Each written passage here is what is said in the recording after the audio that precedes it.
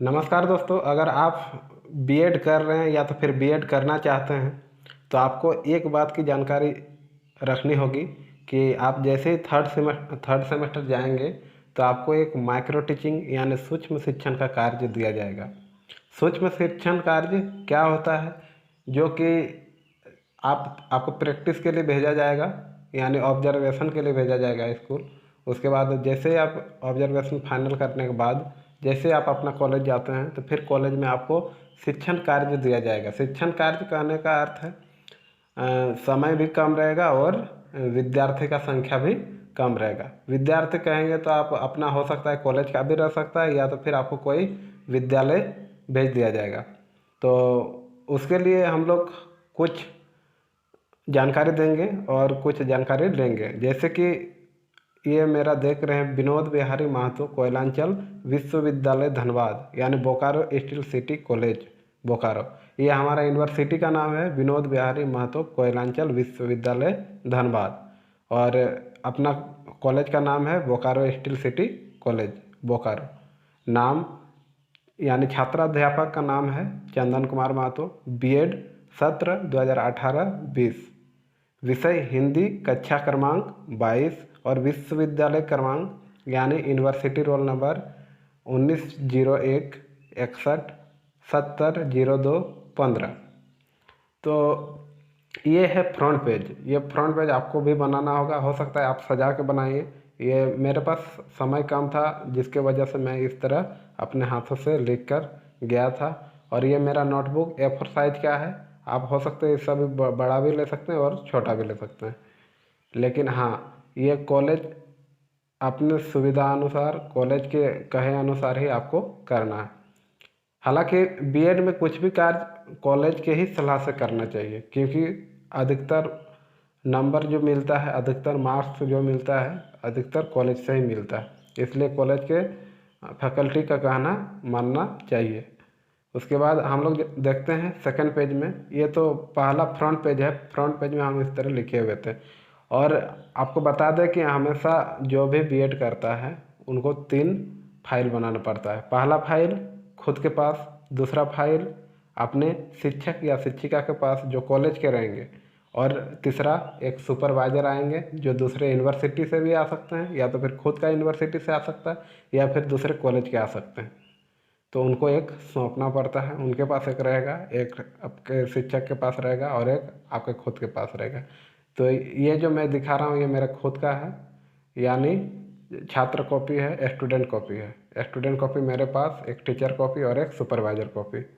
तो ये है माइक्रो टीचिंग का पहला फ्रंट पेज। अब देखते हैं हम लोग शुरुआत किस तरह करेंगे माइक्रो टीचिंग का फाइल बनाने का। तो देखिए, ये सबसे पहले पाठ योजना। ऊपर में पाठ योजना आप 1 2 3 कुछ भी लिख सकते हैं जो है आपका पाठ योजना का नाम। नहीं, उसके बाद देखिए सबसे पहले हम लोग कॉलम बना लेंगे। कॉलम कॉलम नंबर 1 2 3 4, यहाँ 4 कॉलम दिखाया गया है। पहला कॉलम में विद्यालय का नाम, छात्राध्यापक का नाम, कक्षा, खंड, कालांश, दिनांक और अवधि। फिर राइट साइड यानी दाहिने तरफ आप लिखेंगे विषय, उप विषय, प्रकरण, उप प्रकरण, शिक्षण विधि। ये सब आपको लिखना है कहाँ पर? ब्लैक बोर्ड में यानी श्यामपट में। और सारे शिक्षक और सुपरवाइजर और आपके विद्यार्थी जितने भी रहेंगे सब एक साइड बैठेंगे और आप अपने शिक्षण कार्य में लग जाएंगे। तो शिक्षण कार्य में जैसे ही जाएंगे तो ये सब आपको लिखना पड़ेगा। हो सकता है पहले से कोई लिखा हुआ हो तो केवल अपना नाम, क्लास, ये सब आपको फिल करना है यानी भरना है। तो मेरा देखिए यहाँ विद्यालय का नाम था राजकीयकृत उच्च विद्यालय बांदड़ी।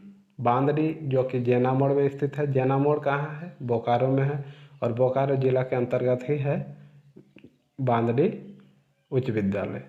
और हम लोग का जो यूनिवर्सिटी का नाम था विनोद बिहारी महतो कोयलांचल यूनिवर्सिटी। छात्राध्यापक का नाम मैं खुद हूँ, चंदन कुमार महतो।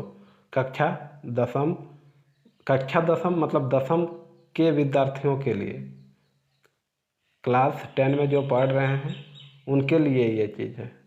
खंड अ यानी सेक्शन ए, क्लास चतुर्थ यानी पीरियड जो है वो फोर्थ है। अवधि यानी टाइम कितना है 45 मिनट। आपको कितना पढ़ाने का मौका मिलेगा 45 मिनट यानी 45 मिनट। उसके बाद दिनांक ये कब का है 3/10/2020 का। उसके बाद ये तो हो गया आपके लेफ्ट साइड। राइट साइड आप लिखेंगे विषय हिंदी, उप विषय व्याकरण, जैसे सब्जेक्ट हिंदी और उसके बाद उप विषय व्याकरण। हिंदी के अंतर्गत आप क्या पढ़ा रहे हैं व्याकरण पढ़ा रहे हैं, ये हमारा उप विषय हो गया। फिर प्रकरण, उसके बाद प्रकरण क्या यानी चैप्टर। चैप्टर कौन सा है समास। अगर उप प्रकरण समास के अंतर्गत मान लीजिए समास के 6 भेद होते हैं, 6 भेद में आप बहुब्रीहि समास पढ़ा रहे हैं तो हम उप प्रकरण में बहुब्रीहि समास लिख सकते थे। लेकिन उप प्रकरण यानी बहुब्रीहि समास में हम 45 मिनट नहीं ले सकते हैं क्योंकि बहुत कम समय में हो जाएगा, इसलिए उप प्रकरण को मैंने यहाँ पर नहीं लिखा है। फिर शिक्षण विधि, व्याकरण जितना भी होता है व्याकरण में आगमन विधि आगमन निगमन विधि ही होगा। व्याकरण में आगमन निगमन इंडक्टिव और डिडक्टिव मेथड ही होता है। इसमें आप व्याख्यान विधि लिख सकते हैं, प्रश्नोत्तरी विधि लिख सकते हैं। तो मेरा व्याकरण है जिस वजह से मैं आगमन निगमन विधि लिख दिया। फिर सामान्य शिक्षण सामग्री, इसमें आप लिख सकते हैं सामान्य शिक्षण श्याम पाठ और डस्टर चौक। ये तो सामान्य शिक्षण सामग्री जो सबको ये ज़रूरी है। उसके बाद विशिष्ट शिक्षण सामग्री में आपको चार्ट पेपर लेके जाना होगा, फिर मॉडल लेके जाना हो गया, ये सब है विशिष्ट शिक्षण सामग्री। उसके बाद फिर सामान्य उद्देश्य में छात्रों को हिंदी के प्रति रुचि बढ़ाना है। फिर वाचन लेखन पठन कौशल में वृद्धि करना है, बच्चों में कल्पना शक्ति का विकास करना है, छात्रों में हिंदी के प्रति जिज्ञासा बढ़ाना है, छात्र को व्याकरण के प्रति रुचि बढ़ाना है। ये हो गया सामान्य उद्देश्य। उसके बाद हम लोग इधर देखते हैं राइट साइड में विशिष्ट उद्देश्य। छात्र समास को जान सकेंगे, समास क्या चीज़ होता है वो चीज़ वो जानेंगे, ये विशिष्ट उद्देश्य में आ जाएगा। फिर छात्र समास के भेदों के बारे में जान पाएंगे, कितने भेद होते हैं ये सब जान पाएंगे। छात्र समास के भेदों की विश्लेषण कर सकेंगे और छात्र समासिक पदों को वर्णन कर सकेंगे और छात्र समास के विभक्ति पदों को समझ पाएंगे। ये हो गया हमारा चैप्टर से रिलेटेड और ये हो गया विषय से रिलेटेड। जो राइट साइड है वो चैप्टर से रिलेटेड और लेफ्ट साइड है वो सब्जेक्ट से रिलेटेड। इस विषय से हम क्या क्या फ़ायदा होगा और इसमें है चैप्टर से हम क्या क्या सीखेंगे, ठीक है। उसके बाद फिर पूर्व ज्ञान। पूर्व ज्ञान मतलब पहले उसको पास क्या क्या ज्ञान था इस चीज़ को उल्लेख करना, यानी पूर्व ज्ञान। छात्र व्याकरण के बारे में सामान्य जानकारी रखते हैं। जो भी छात्र है व्याकरण तो कभी न कभी पढ़ा ही होगा क्योंकि वो कक्षा 10वीं का विद्यार्थी है, तो छात्र व्याकरण के बारे में सामान्य जानकारी रखते हैं। उसके बाद फिर अगला पेज, पेज नंबर 3। इसमें सोपान में प्रस्तावना और फिर शिक्षण बिंदु, फिर छात्राध्यापक क्रियाशीलन, फिर छात्र क्रियाशीलन, फिर शिक्षण अधिगम सामग्री और श्यामपाठ और मूल्यांकन। इसमें पूर्व ज्ञान आधारित प्रश्न रहेंगे, जैसे आसमान किस रंग का होता है, बच्चे जवाब देंगे नीला। फिर पूछेंगे अगला प्रश्न भारत का राष्ट्रीय फूल क्या है, तो बच्चे फिर जवाब देंगे कमल। फिर पूछेंगे नीला और कमल दोनों शब्दों को एक साथ मिला दिया जाए तो कौन सा समास बनेगा, बच्चे जवाब देंगे नील कमल, क्योंकि आसमान किस रंग का था नीला, भारत का राष्ट्रीय फूल क्या है कमल, ये सबको जानकारी है और दोनों को मिला देंगे तो क्या बनेगा नील कमल। तब फिर हम लोग बच्चे को समझाएंगे कि 2 या 2 से अधिक शब्दों के मेल से बने नए नए सार्थक शब्दों को क्या कहते हैं। बच्चे हो सकता है नहीं समझ पाएंगे क्योंकि समास वो पहली बार पढ़ रहा हो या तो फिर कभी पढ़ा हो या तो फिर किसी के पास जानकारी हो किसी के पास नहीं हो सकता है कोई बच्चा जवाब भी दे सकता है कोई बच्चा नहीं भी दे सकता है। तो संभावित उत्तर अधिकतर अगर जानकारी किसी के पास है तो क्या आएगा समास। फिर तब हम लोग अपनी कक्षा को शुरुआत करेंगे, स्टार्ट करेंगे। फिर बच्चों को बोलेंगे उद्देश्य कथन में कि छात्रों आज हम लोग समास के बारे पढ़ेंगे, और फिर श्यामपट में हम लोग समास को लिख देंगे। फिर तब प्रस्तुतिकरण करना है, यहीं से हमारा शिक्षण शुरू होता है। फिर लिख देंगे समास का अर्थ समझाएंगे, पहले बच्चों को समास का अर्थ बताएंगे कि सम धन आस बराबर क्या होता है समास, ये समास का संधि विच्छेद है। सम का अर्थ क्या होता है पास, और आस का अर्थ क्या होता है रखना या बैठाना। फिर छात्र क्रियाशीलन मतलब छात्र ध्यानपूर्वक सुनेंगे, छात्र क्या काम कर रहे हैं, अभी क्या क्रिया कर रहे हैं, मतलब छात्र ध्यानपूर्वक सुन रहे हैं।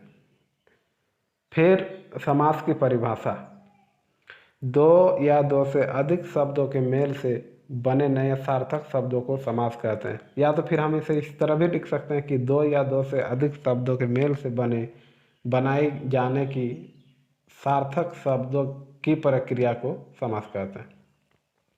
उसके बाद फिर अगला पेज जाएंगे, अगला पेज में देखते हैं चौथा, पेज नंबर चौथा। सोपान में प्रस्तुतिकरण, और प्रस्तुतिकरण मतलब हम लोग अभी प्रस्तुत करते ही हैं, मतलब पढ़ा ही रहे हैं। और शिक्षण बिंदु, शिक्षण बिंदु में समास के भेद, अब समास के भेद हम लोग पढ़ाएंगे। फिर ध्यान आकर्षण प्रश्न पूछेंगे। फिर अव्ययी भाव समास, समास का पहला भेद होता है अव्ययी भाव, उसके बारे में फिर जानेंगे। तो छात्राध्यापक क्रियाशीलन में क्या होगा, समास के 6 भेद होते हैं, ये कौन बताएगा छात्राध्यापक मतलब हम लोग। फिर छात्र ध्यानपूर्वक सुनेंगे और समास के सभी वेदों को अपनी उत्तर पुस्तिका में लिखेंगे। ठीक है, तो सबसे पहले हम लोग बताएंगे कि समास के 6 वेद होते हैं। फिर हम लोग बोलते जाएंगे या तो फिर लिख देंगे कहाँ पर श्यामपट में, देखिए यहाँ श्यामपट में लिखा हुआ है। या तो फिर हम लोग समास का से रिलेटेड कोई मॉडल बना के जाएंगे, उस मॉडल को हम लोग दिखाना प्रारंभ करेंगे। मैंने एक बहुत ही सुंदर मॉडल बनाया था जो इस वक्त मेरे पास नहीं है, नहीं तो उसका भी वीडियो में अपलोड कर देता। वो चीज़ जो भी आप बनाएंगे वो आपको जमा ले लेता है, कहाँ कॉलेज वाले। ठीक है, इसलिए वो मेरे पास नहीं है। तो समास के फिर 6 भेद हम लोग बताएंगे, अव्ययी भाव समास, बहुब्रीहि समास, तत्पुरुष समास, कर्मधारय समास, द्वंद्व समास और द्विगु समास। ठीक है, बच्चे ध्यानपूर्वक सुनेंगे, फिर समास के सभी वेदों को अपनी उत्तर पुस्तिका में लिखेंगे। फिर अचानक जैसे लिख लेंगे उसके बाद फिर कहीं से भी बीच से हम बच्चों को खड़ा करेंगे, और किसी को भी कोई भी बच्चा को खड़ा करने के बाद बोलेंगे कि तो बच्चों समास के कितने भेद होते हैं, तो बच्चा जवाब देगा 6, क्योंकि तुरंत बताएं, इसलिए भूलने की कोई चांस नहीं रहता है। तुरंत बच्चे बताएंगे कितने भेद, 6 भेद होते हैं। फिर अब हम लोग शुरुआत करेंगे सभी भेदों को एक एक करके। तो पहले अव्ययी भाव समास, फिर अव्ययी भाव समास बोलेंगे लिखने के लिए, बच्चों को सब लिखेंगे। उसके बाद जिस समस्त पद में पहला पद यानी पूर्व पद अव्यय या उपसर्ग होता है उसे अव्ययी भाव समास कहते हैं। ये परिभाषा लिखा देंगे बच्चों को, बच्चे लिखेंगे। फिर कुछ उदाहरण दे देंगे, जैसे यथाशक्ति, आजीवन, प्रत्येक। ठीक है, इस प्रकार के शब्द जिसमें क्या होता है पहले उपसर्ग लगा हो उसको क्या कहते हैं हम लोग, अव्ययी भाव समास। फिर आएंगे हम लोग पेज नंबर 5 में।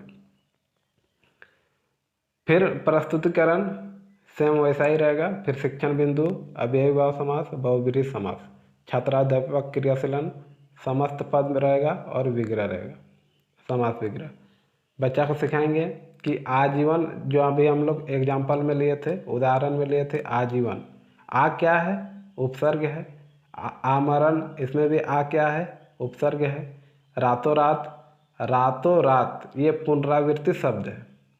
रातों रात पुनरावृत्ति शब्द अगर आ जाए तो उसमें भी क्या होता है अव्ययी भाव समास होता है। दिनों दिन, यथाशक्ति, इस प्रकार के अगर शब्द आ जाएंगे तो क्या होंगे वो अव्ययी भाव समास।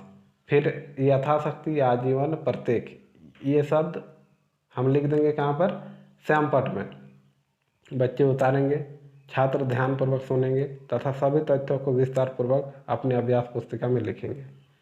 उसके बाद जैसे ही अव्ययी भाव समास हो जाएगा उसके बाद हम लोग फिर अगला बहुब्रीहि समास पढ़ाएंगे।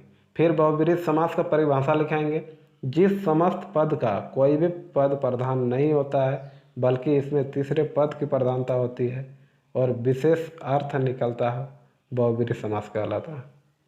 समस्त पद कहने का अर्थ है जैसे लंबोदर, इसमें दो शब्द है, लंबा जोड़ उदर, लंबा धन उदर, दोनों को मिला दें समस्त पद गया, यानी लंबोदर हो गया। लंबा है उदर जिसका, अर्थात लंबा है पेट जिसका, किसका है? गणेश भगवान। अर्थात में निकल के आ रहा है, मतलब लिखा है लंबा जोड़ उदर, दोनों शब्द के अलावे इसमें तीसरा अर्थ निकल कर बाहर आता है, जिसे हम क्या कहते हैं? लंबोदर, यानी गणेश। उसके बाद फिर दशानन, दस है आनन जिसके, दस है आनन कहने का अर्थ है, दस मतलब दस और आनन मतलब सिर, दस सिर वाला, अर्थात रावण। इस प्रकार से जितने भी शब्द हमें मिलेंगे जिसमें अर्थात या तो फिर उसका अर्थ निकल कर बाहर आता हो दूसरा, जैसे दशानन हो गया, गजानन हो गया, लंबोदर तो होगा ही, उसके बाद महादेव हो गया, महान है जो देवता, अर्थात महादेव यानी शंकर भगवान। इस प्रकार के अगर शब्द हमें मिले तो क्या होते हैं? वो बहुब्रीहि समास। उसके बाद फिर अगला पेज में, जैसे यहाँ पर देखिए सबसे साइड में मूल्यांकन लिखा हुआ है। मूल्यांकन में आप बीच बीच में प्रश्न पूछ सकते हैं, इसलिए मूल्यांकन में यहाँ पूछा नहीं गया, जिस कारण यहाँ खाली छोड़ दिया गया। उसके बाद शिक्षण सहायक सामग्री, अगर कुछ आप लेके गए तो उसको भी आप दर्शा सकते हैं, दिखा सकते हैं। अगला पेज, पेज नंबर 6, इसमें ध्यान आकर्षण प्रश्न पूछेंगे शिक्षण बिंदु में। जैसे इसमें ध्यान आकर्षण प्रश्न पूछेंगे, आजीवन में कौन सा समास है? आजीवन, सबसे पहले जीवन में आ लग गया है, यानी उपसर्ग लगा है, बच्चे जवाब देंगे अव्ययी भाव समास, क्योंकि अभी मैंने पढ़ाया है तो बच्चे जवाब दे भी सकते हैं, नहीं भी दे सकते हैं। फिर तत्पुरुष समास में हम लोग आएंगे। बच्चे को बीच बीच में ध्यान आकर्षित करने के लिए प्रश्न पूछना है, तभी तो बच्चे का मतलब पढ़ाई में रुचि और ध्यान केंद्रित रहेगा।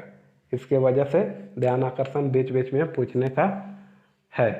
उसके बाद तत्पुरुष समास, तत्पुरुष समास की फिर परिभाषा लिखेंगे, जब उत्तर पद यानी दूसरा पद प्रधान हो तथा विग्रह करने पर कारक के विभक्ति चिन्ह आए, उसे तत्पुरुष समास कहते हैं।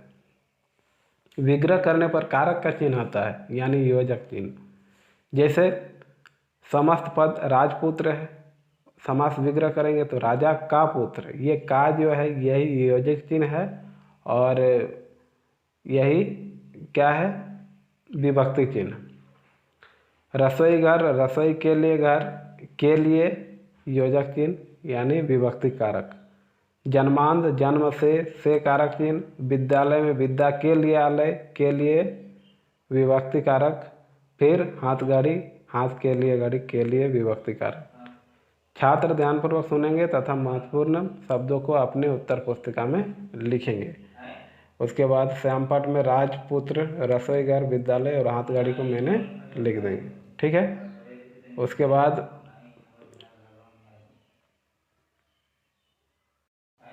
बात करो लग लो।